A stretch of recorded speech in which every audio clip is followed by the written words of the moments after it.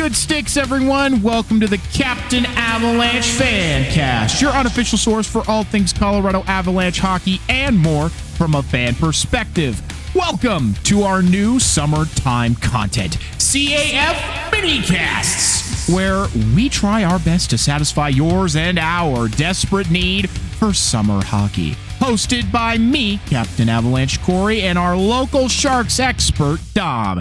Now, we're no insiders. We're not inside the locker room face-to-face with our favorite players, but we hope to create a relatable and welcoming environment because we're just like all of you listening. Fans with a deep passion for the game of hockey, and in this case, the Colorado Avalanche. Alrighty, everybody. Today, we're going to get hateful.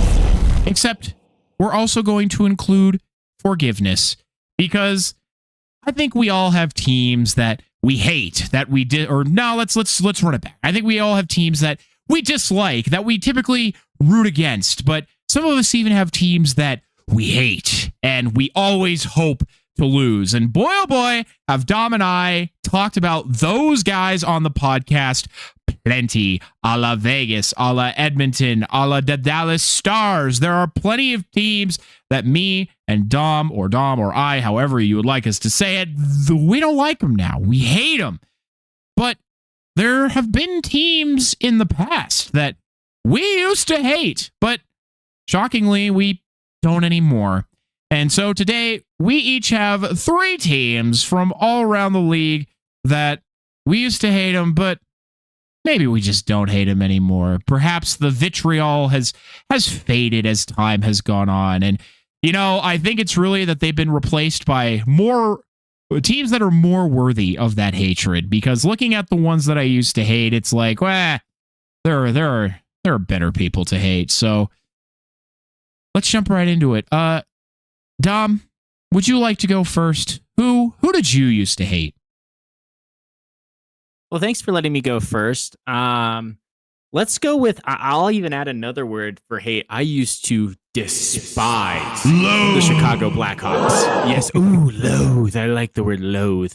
I used to hate, despise, loathe the Chicago Blackhawks because, A, they just were really freaking good, and it was annoying, right, that they would just be successful. But in particular, as a child, watching the Sharks go on the run in the 2010 playoffs, go to the Western Conference Final, and just get the rug swept from underneath them. Chicago taking it in 4 against San Jose. Those were some good days. We still had all of the stars. We had Thornton. We had Marlowe. We were set up in net. But, man, it was just could never seem to break through in this era. Right. And that was a painful one. It was hard for me to swallow. And it definitely lingered because then they went on to win more cups. Right. And so I truly dislike the Chicago Blackhawks, and to some extent still do. Right. I've said it on prior episodes that if they never win another cup in my lifetime, I'd be more than okay with that. They've had enough winning this century. But at the same time, I'm not wishing ill upon them the same way, or just being concerned or scared or angry whenever I just see the Sharks face them. It's just not at that level anymore. Call it a bit of growth from not being a kid anymore, but I definitely feel like this hate was more covering up sadness and pain rather than any actual true hate for the team itself. You want to know what's funny? Is I'm looking back here I'm looking at all of our choices together here, and I'm realizing that quite a lot of them, in fact, nearly all of them, are playoff related. And it, I think, really makes sense that a lot of fan bases, because the most amount of people are watching hockey during the playoffs typically.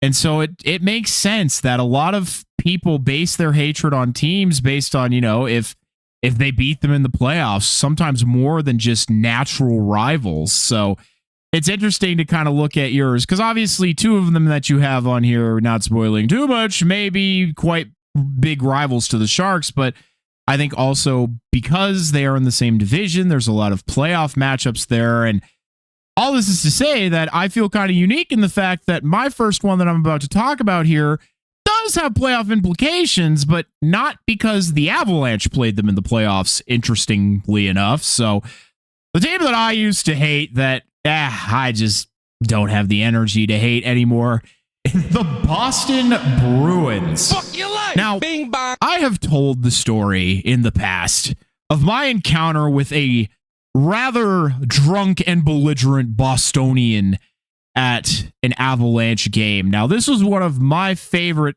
and least favorite Avalanche games of all time. And for those of you who haven't heard it, I'll tell a somewhat condensed version today. This fan was inebriated from puck drop. He was so drunk that he couldn't remember Linus Ullmark's name. He called him Matthias Ullmark. I think he confused him with Matthias Janmark. So, and he refused to believe anybody who told him otherwise. He made onomatopoeia sound effects whenever anybody would touch the puck.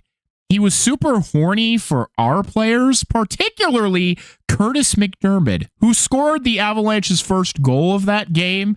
And then whenever he would touch the puck after that, he'd be like, "Oh, Curtis, oh," like, "Hey, bro, we'll cheer for our team. You can cheer for yours." But I mean, he had several actions that people in our section ended up making fun of him for later. Some of which included a "yes, yes, yes" chant where he would, oh God, how do I describe this over the podcast? Where he would pump his Monica 7 moment. He would pump his fists up and down in time with the yeses. That was the biggest one. But the guy who sat in front of me looked like Fred Flintstone, so it was pretty funny. He did not like this guy either. But needless to say, the behavior was less than stellar throughout the game, and it made it a bit of a miserable watch, especially when the Bruins were winning. Well, the good news is not only did the Avalanche tie it late, but then ended up winning the game in overtime. I believe Gabriel Landeskog tied it late, and then Cale Makar ended up winning the game in overtime. Everybody shook his hand then after the game, but there was a high likelihood that he got a punch in the face had the Bruins won. But thankfully, that was not what the outcome ended up being. But no, that shockingly was not really my stemming of the hatred towards the Bruins, though that certainly didn't help at the time. It actually goes back to the 2019 playoffs. And this was only a few years into my hockey love, but for some reason, I just found myself heavily rooting against the Boston Bruins because, of course, they were on the east side. They were clearly very good. They had once again beaten Toronto in a 7-game series. They took down Columbus, and I think I was mad that they took down Columbus because, of course, Columbus had swept the President's Trophy Tampa Bay Lightning, so I wanted to see that miracle run continued, but Boston just unceremoniously cut it short, and that was disappointing. And then, of course, they also swept Carolina in their own series. Boston had a very productive playoffs. And then, of course, you get to the St. Louis Blues. Now, obviously, the St. Louis Blues are a rival of the Colorado Avalanche, but man, you couldn't help but also root for the St. Louis Blues. Last place in January of that year, get a young upstart and cocky goaltender in Jordan Binnington, and go on this absolutely magical run to the Stanley Cup final. It's like, well, fuck, dude. They need to win it all now. So at that point, I was rooting heavily against Boston, who really did seem like the better team. And I like to pick the underdog every once in a while. And that's how I felt back then. So from that point on, it's like, well, I don't want Boston to win anything. Fuck Boston. And it may seem trivial. It may seem silly, but that's how I felt back in the day. But nowadays, I love Pasta. I love J-Sway. I really don't have a lot of hatred towards them anymore. Because like I said, there's just better teams to direct my hatred at. And let's be real. It's different for me, obviously. Yes. But think about Boston in 2019. Think about Titletown. Think about the 21st century between the Patriots, the Bruins, the Celtics. Exactly. That city gets a lot of winning. Plenty of people in Denver would agree with you in hating Boston simply for Boston. It doesn't matter what team it is. So yeah, I think that's another good point. Is just the New England area was a very successful sports town, and that's annoying when you're not rooting for it. So I think that's a good point, Dom. Thank you. But Dom, who else do you hate but perhaps don't anymore. These next two I actually think are pretty surprising, but I won't get too far ahead. Well, I guess hate has always been a strong word, right? It took a lot for me to truly say hate, and then Vegas changed my scope of what hate could be. So when I look back, it's hard to find anybody that's really similar. So like I said before, I think a lot of these are sometimes, actually you said it, it's a great point about playoffs. When I look back on some of these games, these moments, these teams from my childhood in the playoffs and these just crushing defeats, it just, they stick harder. You remember them. It's when your season is unceremoniously ended. And when it happens multiple times, or if it happens by a rival, or it just happens in that pitiful fashion of getting swept, in these different instances, it sticks with you, especially, like I said, as a kid going through like that first one, I was 10. For this next one, I'm going to say we're going to flash back a year before to when I was 9. And we got to say the Anaheim Ducks. My mother was always very much against hate. So again, this task was a little bit tough for me. Probably a good thing. Thinking about the Anaheim Mighty Ducks, if they were the ones from the Disney movie, great. Love it. Happy. Rooting for that team forever. And then I would be mad at the NHL Ducks for taking away from that. It's just like, why do you have that logo? These kids are awesome. These are like heroes of mine as a kid. Why are you this team? Like, you're a rival. I don't like you. Getzlaff used to get under my skin a lot as a kid. I did not like seeing that man on the ice.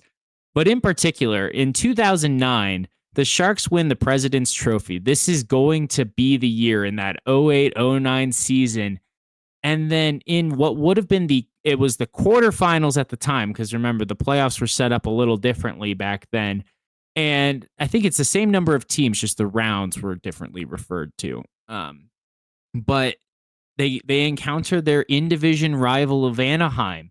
And there were some phenomenal games in that series. The fight at center ice, captain v. captain in one of the games. Again, maybe a reason I hate Getzlaff. But that upset in 6 games, losing game 6 on the road in Anaheim, just was really, really a hard loss to take, right? This is one of the earliest moments I can remember from watching hockey, because it's hard to remember the regular season games when we see them on TV, see all of them. But I remember this one very vividly as one of the first and most crushing losses that I ever felt that the Sharks took.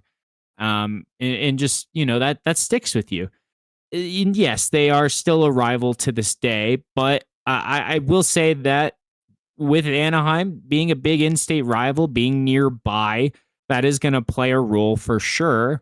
But obviously, thank you, Vegas, for coming in and teaching me the meaning of true hatred, because, I just, what I felt towards Anaheim never really compared to that. It goes back to that feelings of, it's easier to hate and be angry to hide up feelings of pain, and instead of processing that, healing through that. So maybe there's just been some emotional maturing and growth with age.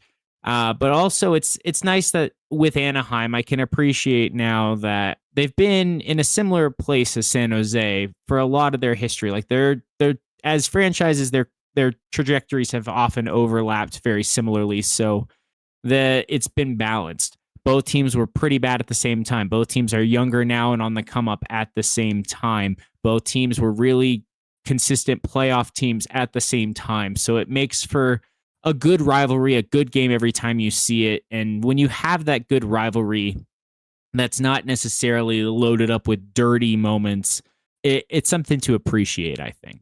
100%. In 2009, if I recall correctly, that was the year the Ducks won the Cup. Am I correct in remembering that? I believe so. Yeah, that was. I gotta double check, but we were still the President's Trophy, so we were talking about a wild card here that just went on a run, and that stings. Yeah, let me tell you, the Avalanche know all about that feeling. Well, now I got to make sure. 2009 Stanley Cup winner. I'm sorry. I am stupid. I'm glad I looked. That was the Pittsburgh Penguins' first of Crosby's 3 cups. When did the Ducks win? Am I dumb? Oh, 2007. My bad. I was a little off there. Well, everybody, I'm a fake hockey fan. Y'all can point and laugh at me. I have failed. I didn't know any better than you. Like, we're talking, think about this, like almost 20 years ago. Stop it. We're doing the best we can. Stop it. What are you doing? Anyway, my next one. Picture this, all right? A team that is already a natural rival. The Avalanche coming off of the worst season in their history in 2016-17. Literally bottom of the league. The very next year, come out of it and arrive in 2017-18 back in the playoffs. The problem, they are facing down a PK Subban-filled Nashville Predators. I'm Chris Hansen. The Avalanche put up, as Mark Mosier put it, a gutsy, guts all over the place performance, but it just wasn't quite enough to overcome Nashville. Well, that obviously, once again, was very early on in my hockey fandom, so it gave me a team to latch onto and hate right away, because they kicked my upstart Avs right out of the playoffs, and I didn't like to see that. Well, not only that, but I started watching hockey when PK Subban was on the Predators. I never saw him on Montreal, but I didn't like the way he played. I thought he was dirty. I thought it made the rest of the Predators play dirtier, play meaner, and I didn't like seeing my guys get fucked up on the ice by these dudes. It felt like they were always going after everybody. And then on top of that, every time they scored on you, their fans would say that you suck and that it's all your fault. And boy, oh boy, do I still fucking kind of hate that shit to this day. But I understand the novelty in it now. I still think it's stupid, but I fucking understand. And for the longest time, I actually didn't know what they were saying. Now I know they're saying the goaltender's name, the goaltender's name, the goaltender's name. You suck. It's all your fault. It's all your fault. So whatever. Everybody has their dumb traditions, but it was really, for me, that playoff series, because, of course, like I said, the Avalanche had been in the dark days for many years and had finally made it back to the playoffs with a young Nathan McKinnon, a young Mikko Rantanen. This is pre-Cale Makar, people.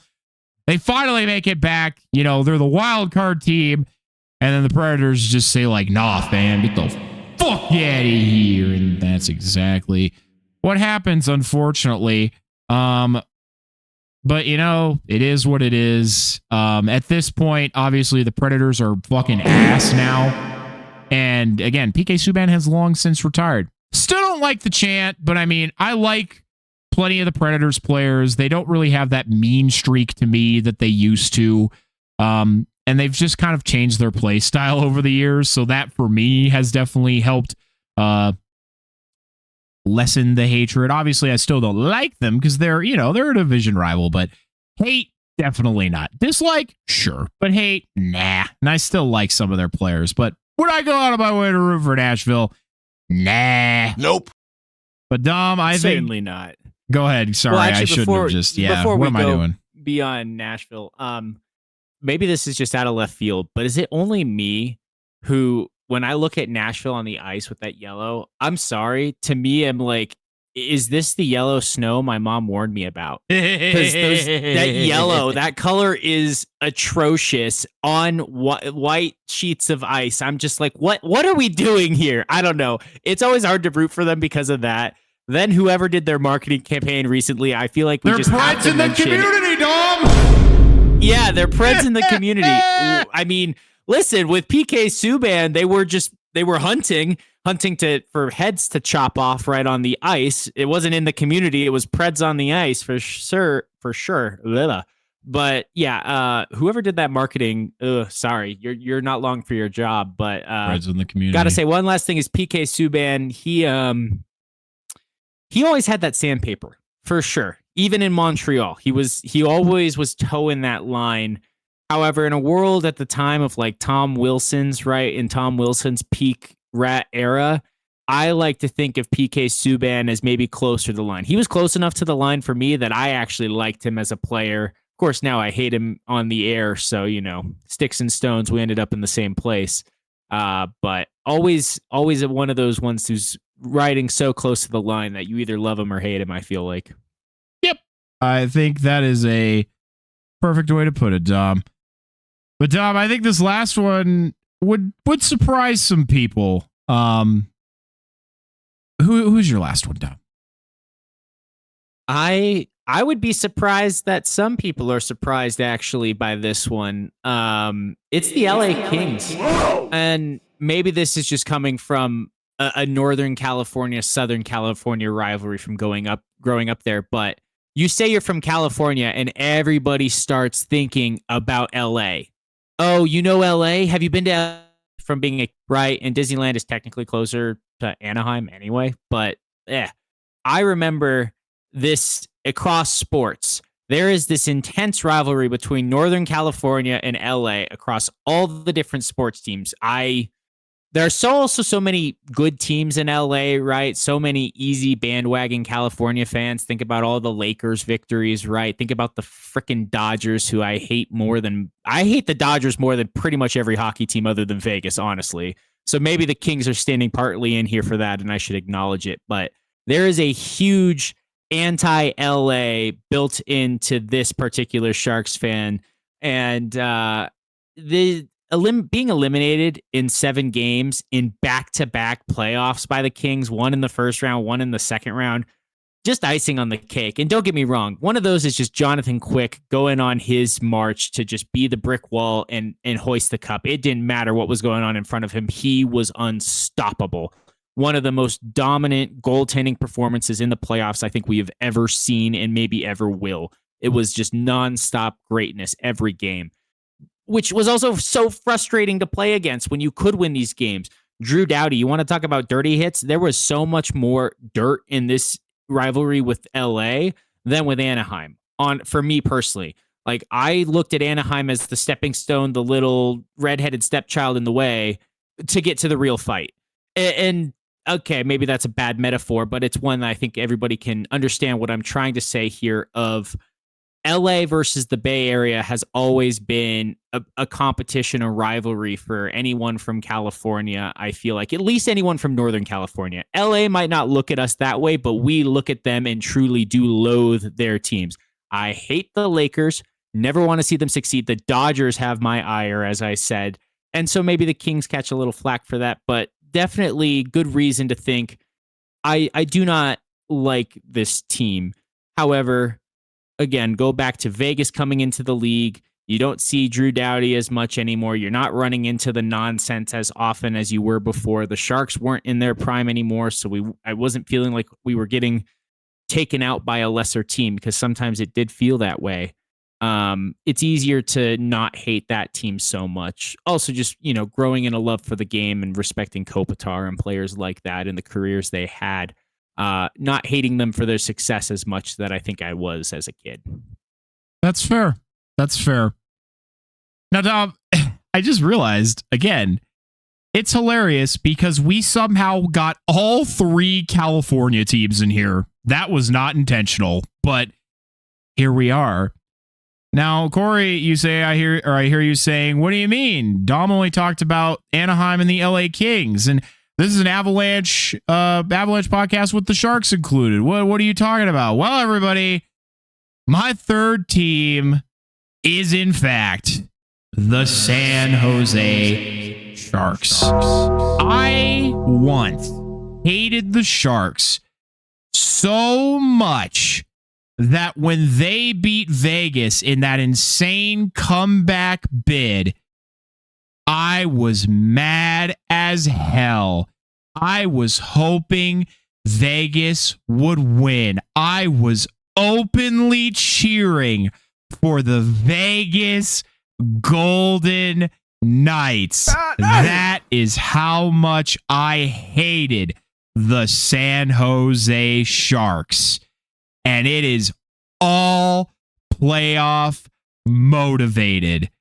Imagine this. You are the wild card Avalanche in the 2018-19 playoffs. The Avalanche are the underdogs, and you have to go against the conference winning Calgary Flames, who everyone says is going to stomp your shit in. And after game one, it looks like they're right. But then the Avalanche, they win a game as well as bring up this young defenseman named Cale Makar. And suddenly the Avalanche pull off the impossible and reverse sweep the Flames.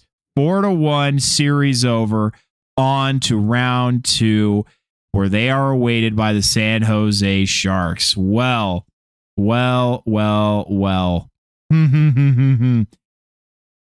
This was a series of all time. A series that my mom remembers because she remembers Logan Couture talking shit to our fans when he scored a goal, as she has mentioned to you many times, Dom. But imagine this. The Avalanche are putting up a fight against a pretty much peak Sharks team right now. And it looks like it's over in game 6, but no, seventh heaven. And unfortunately, everybody, I know this is insane of me to say. I don't remember who scored the OT goal in game 6 to send them onwards. So I'm going to find out right now, actually. I believe it was Gabriel Landeskog. That's my initial guess. Oh my God, I'm so good at this game. I did remember. We're good, everybody. So, seventh heaven, Gabriel Landeskog sends the Avalanche back to San Jose. Well, one of the most insane calls of all time happens in this game. Dom, I absolutely guarantees remembers it. I certainly fucking remember it. Man, so the Sharks go up 2 goals in the first period. Then right as the period is about to expire, Mikko Rantanen, he gets the Avalanche to within 1. Well, unfortunately, Giannis Donskoy, who would eventually become an Av himself, scores the 3rd goal for the Sharks in the second period. It's not looking good. Well, the Avalanche come out in the 3rd period, and Tyson Jost once again brings the Avalanche within 1 goal. Well, I don't know when it was in the 3rd period, but Colin Wilson, there's a name, gets across the blue line and snipes the tying goal. The goal to keep the Avalanche's wild card run alive. Except the goal goes to review. Oh no. And without going on an even more long-winded rant, for some reason, Gabriel Landeskog stepping off of the ice and having no impact of the play forced the play to be offsides. The goal comes off the board. The Avalanche cannot score another. Sharks win. It was crushing to watch. And from that point on, I fucking hated the San Jose Sharks. Burning hatred. Until I met some dork in engineering school named Dom. Even then, I liked the Dom. I didn't like the Sharks, and I told him as much. Well, eventually I texted him and I said, "Do you want to do this podcast? I'll let you talk about the Sharks." And he said, "Absolutely." And by that point, the Sharks were in the doldrums. They sucked.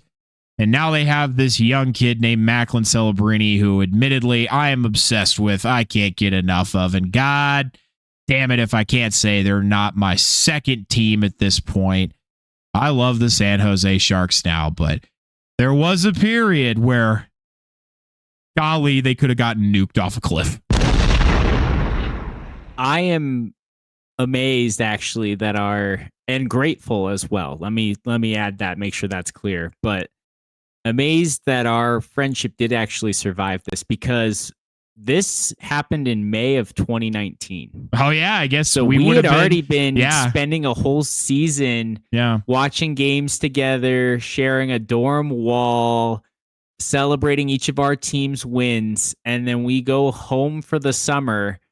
Just like this happens, we watch some of these early season games together. We were talking about these games like 6 and 7, where maybe 5 as well. that would have been the first ones that we weren't able to watch together on campus, right? And some intense drama with them, certainly. We're never going to agree about the offsides goal. We'll agree that Landeskog had no impact on the play, but the rule's the rule, and his foot was on the ice, so we're never going to agree there. I won't push further because you're lucky that we're already at a half hour here. Oh, Dom, watch yourself. Okay, fine. I'll watch myself, but I might get in trouble for this one, all of y'all. So you're entitled to your opinion. This is not a peak Sharks team. This is the last Sharks team to make a playoff run. There is no Marleau. This is old Thornton. This is the last time we see Pavelski in the playoffs. This is Martin Jones. Well, in a Sharks jersey. Yeah, sure. But this is the last ride for the Sharks for a long time. So yes, this was a good Sharks team, but by no means the peak Sharks team. When everyone was in their prime, when we had all of Pavelski and Marleau and Thornton all together and had a goaltender to back him up, be it if it was Nabokov or Antiniemi, right? Like, not Martin Jones was never that. So don't get me wrong. Burnsy's great. Carlson's great. We paid the price for the Carlson one as well, but I just can't have this be called a peak Sharks team, because the peak Sharks team are the ones that were losing to Anaheim, LA, that era in like 2009 to 2013 range. All right, fair enough. I will take that. And mind you, everybody, the Avalanche have only played the Sharks in the playoffs once in the last 16 years. The only time before that in recent memory that the Avalanche played the Sharks was in 2010. So it literally just took one playoff series to ignite a fiery passion. But obviously, like I said, I love the Sharks now, and I am excited to watch them win 5 Stanley Cups in a row. So, yay! Hooray! And we are happy to have you on our side as well. I'm happy that you have helped make me an Avs fan. I was going to say, it goes both ways. It goes both ways. Absolutely. That's why we're here, and I'm glad that our friendship overcomes this and we can talk about hockey together. I hope your mom can forgive me for my take on this segment in particular. But for real, this is how it goes, because think about Vegas. That was all it took, was one moment of one series. They hate us back, obviously, for the ensuing 5-minute penalty. But I guess looking back, my team has not been devoid of drama. But teal forever. The future is teal. The present is teal. And glad to have you on this ride with me, Corey. Oh, yeah, and I wouldn't have it any other way. Well, everyone, the clock is counting down to the final horn. We really appreciate you taking the time to listen to this CAF Minicast. If you have something you want to know about the Avalanche, Sharks, or just hockey in general, or have an idea for future segments, reach out to us on our socials or email, and we'll be happy to try and answer it or include it. The best thing you can do if you like what we're doing here is to follow us on whatever platform you're using and to share this podcast everywhere you can with everyone you can. I'm Captain Avalanche Corey. And I'm Dom from the Tank. Check out our new episodes every week. Thanks, everyone.